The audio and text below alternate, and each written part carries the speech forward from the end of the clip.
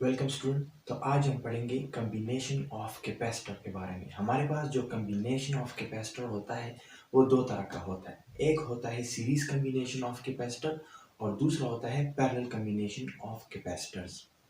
तो चलिए series combination of capacitor के लिए जो हमारे पास ट्रिक है वो पढ़ते हैं। तो आप ये इज्यूम कर ले कि कभी भी आपको अगर कोई सर्किट गिवन हो तो आपने दो पॉइंट लेने हैं, जिस तरह के मैंने यहाँ पे ए पॉइंट और वहाँ पे बी पॉइंट लिया हुआ है।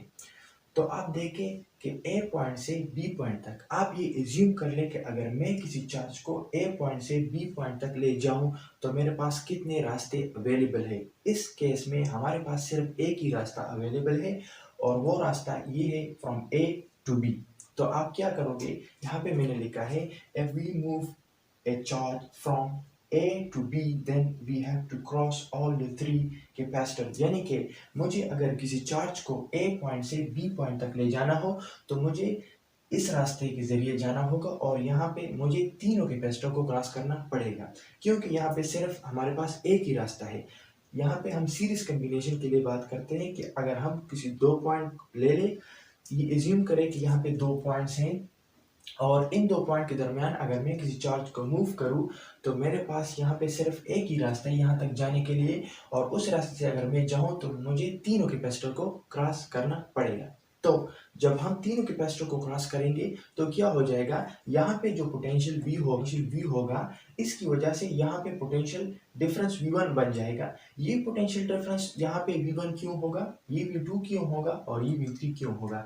तो इसका आंसर ये है कि जब आपको हर कैपेसिटर को क्रॉस करना पड़ता है किसी चार्ज को ले जाने में, तो क्या हो जाएगा, हर एक कैपेसिटर में आपके साथ एनर्जी कंज्यूम होगी। तो और हर एक कैपेसिटर को क्रॉस करने में आपके पास वर्क डन भी होगा, क्योंकि हमारे पास पोटेंशियल जो है वो work done per unit charge के बराबर है। तो अगर मैं किसी चार्ज को यहाँ से यहाँ, फिर यहाँ से यहाँ और यहाँ से यहाँ लेके जाना है मुझे, तो क्या हो जाएगा, पर चार्ज पे जो वर्क डन होगा उसी वजह से यहाँ पे भी एनर्जी कंज्यूम होगी, यहाँ पे भी एनर्जी कंज्यूम होगी और यहाँ पे भी एनर्जी कंज्यूम होगी। तो यहाँ पे जो पोटेंशियल V होगा उसकी वजह से यहाँ पे पोटेंशियल डिफरेंस V1 बन जाएगी, क्योंकि कुछ वर्क तो यहाँ होगा, फिर उसके बाद कुछ वर्क यहाँ होगा, तो फिर पोटेंशियल में चेंज आएगा और उसके बाद फिर भी यहाँ पे पोटेंशियल V3 होगा, यानी वर्क डन यहाँ भी होगा। तो इन तीनों में डिफरेंट डिफरेंट पोटेंशियल डिफरेंस होंगे, यहाँ पे V1 होगा, यहाँ पे V2 और यहाँ पे V3 होंगे। तो हमने ये कहा कि अगर हमारे पास सीरीज कम्बिनेशन ऑफ कैपेसिटर को हम किसी सर्किट में पहचानना चाहते हैं, वहाँ पे इस तरह का कम्बिनेशन गिवन हो कि उसमें सीरीज कम्बिनेशन और पैरेलल कम्बिनेशन दोनों एक साथ हो, तो वहाँ पे हम ये करेंगे, हम दो पॉइंट को एज्यूम करेंगे जिस तरह के मैंने लिए हुए हैं। तो अगर मैं उन दो पॉइंट के दरमियान किसी चार्ज को लेना चाहता हूँ, ये मैं एज्यूम करूंगा, तो मेरे पास सिर्फ एक ही रास्ता अवेलेबल हो, तो इस तरह के कम्बिनेशन को मैं सीरीज कम्बिनेशन मानता हूँ। आप ये ट्रिक याद कर ले, इसके बाद पैरेलल कम्बिनेशन भी पढ़ेंगे और फिर कुछ क्वेश्चन भी सॉल्व करेंगे, तो ये ट्रिक वहाँ पे बहुत यूजफुल होगा। यानी सीरीज कम्बिनेशन ऑफ कैपेसिटर में हमारे पास ट्रिक ये है कि मैंने दो पॉइंट लेने हैं और ए पॉइंट से बी पॉइंट तक जाने के लिए मेरे पास सिर्फ एक ही रास्ता अवेलेबल हो, जिस तरह के इस केस में है, तो उस तरह कम्बिनेशन हमारे पास सीरीज कम्बिनेशन ऑफ कैपेसिटर्स होंगी। तो हमने कहा कि हमारे पास जो पोटेंशियल V होगा, यहाँ पे वो पोटेंशियल में चेंज आएगा और इस पॉइंट पे जो पोटेंशियल होगा उसको हम V1 कहेंगे, इस पॉइंट पे जो होगा उसको हम V2 कहेंगे और इस पॉइंट पे जो होगा उसको हम V3 कहेंगे। तो आप देखिए हमारे पास जो चार्ज अब एक कैपेसिटर होता है, इसको हम पोटेंशियल के साथ इस इक्वेशन से रिलेट करते हैं और इस C को हम कहते हैं कैपेसिटेंस ऑफ ए कैपेसिटर, वो इस इक्वेशन के बराबर होता है। लेकिन आप यहाँ देखें हमारे पास जो V पोटेंशियल था, वो टोटल जो पोटेंशियल हमने दिया था उस पोटेंशियल बराबर हुआ इंडिविजुअल पोटेंशियल हो तीनों का।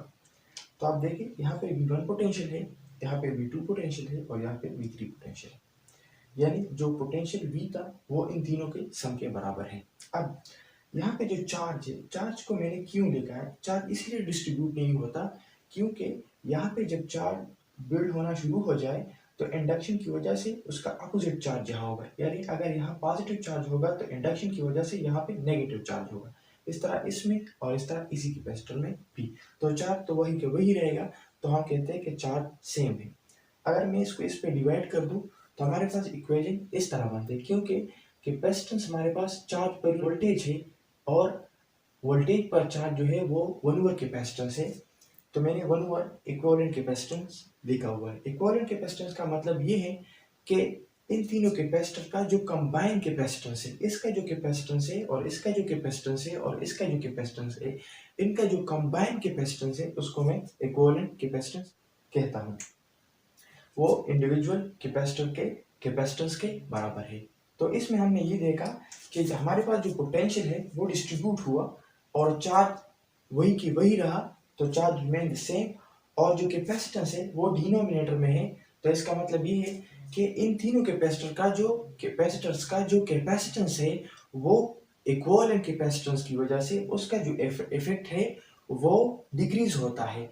मतलब इनकी ये जो तीन कैपेसिटर्स है इनका जो कंबाइन इफेक्ट होगा वो डिक्रीज होगा। इसको हम इक्विवेलेंट कैपेसिटेंस से जानते हैं।